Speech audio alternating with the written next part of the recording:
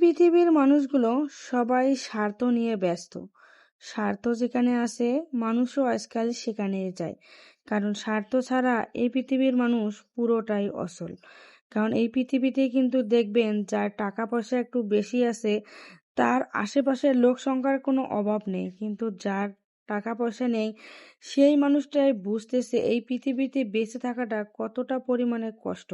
কারণ এই পৃথিবীর মানুষগুলো এতটা পরিমাণে জঘন্য যে যেখানে টাকা দেখে সেখানেই ছুটে যায়, কোনো কিছু যাচাই বাছাই না করে। আর বর্তমানে এটাই কিন্তু চলতেছে। হাই এভরিওয়ান, আসসালামু আলাইকুম। সবাই কেমন আছেন? আশা করি সবাই খুব ভালো আছেন। আপনাদের দোয়ায় আমরা অনেক ভালো আছি।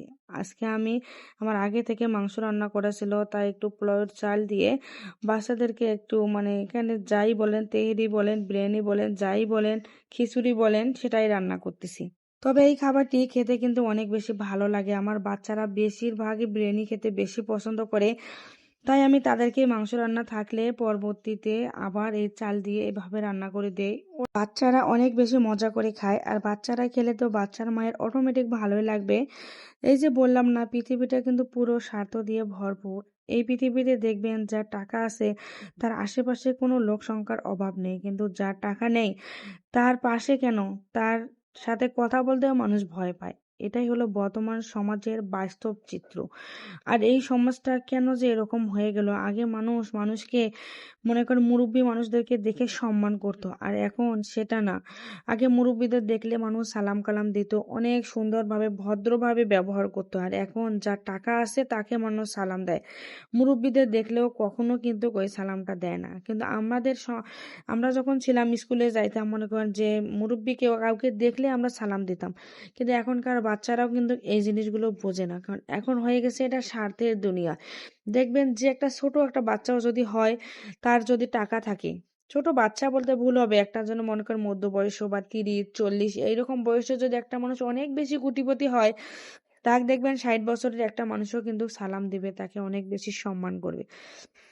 কিন্তু যে 30 বছরের ছেলেটি, যে 60 বছরের মানুষটা তাকে যে সম্মান করলো, 30 বছরের ছেলেটি কিন্তু তাকে ওইভাবে সম্মান করবে না, কারণ ওই যে তার কাছে টাকা নেই।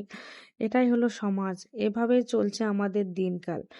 তাই এই পৃথিবীতে যদি বেঁচে থাকতে চান অবশ্যই টাকার প্রয়োজন আছে। অনেকে বলে টাকা দিয়ে সুখ কেনা যায় না। হ্যাঁ, টাকা দিয়ে সুখ কেনা যায় না, কিন্তু সুখ হতে গেলে যে জিনিসপত্রগুলো লাগে ওগুলো কিন্তু ঠিকই কেনা যায়। মনে করেন আপনার এত সুন্দর একটা জিনিস, 10 টাকার একটা জিনিস আপনার এত বেশি পছন্দ হয়েছে, এত বেশি, আপনার কাছে আছে মাত্র 5 টাকা, আপনি 5 টাকার জন্য ওই জিনিসটা কিনতে পারতেছেন না, তাহলে মনে করেন এটাই কিন্তু আপনাকে বলে অভাব। আর যদি 10 টাকা দিয়ে আপনি সঙ্গে সঙ্গে জিনিসটা কিনতে পারতেন, এটাই হলো সুখ। আর এই সুখটা কিন্তু সবার জীবনে আসে না, সবাই কিন্তু করতে পারে না, কারণ সবার জীবন এই পৃথিবীতে এক না। আল্লাহ এক একজনকে এক এক রকম ভাবে এই দুনিয়াতে পাঠিয়ে দিয়েছে। এক একজনকে এক এক রকম ভাবে আল্লাহ সৃষ্টি করেছে। সবার মন মানসিকতা সবার কিন্তু এক নয়। কিন্তু আমাদের সমাজে কিন্তু যাদের একটু টাকা পয়সা আছে তাদের একটু অহংকারও আছে। কিন্তু এই অহংকার দুনিয়াতে করে আমাদের কোনো লাভ নেই। আমাদেরকে একদিন হলেও এই পৃথিবী ছেড়ে চলে যেতেই হবে, এটাই কিন্তু নিয়ম।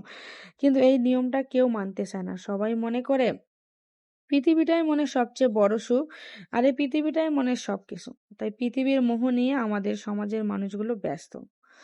এভাবেই আমাদের সমাজ চলছে, এভাবেই প্রত্যেকটা মানুষকে চলতে হচ্ছে, কারণ সমাজের সাথে তাল মিলিয়ে চলতে গেলে কিন্তু মানুষকে অনেক কিছু করতে হয়। এটাই কিন্তু বাস্তব।